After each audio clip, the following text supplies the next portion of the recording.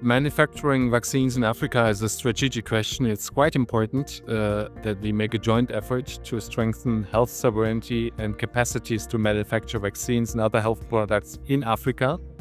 It's also one of the lessons of the pandemic, when we had a shortage of vaccines and health products on the African continent. So we need to strengthen that capacity.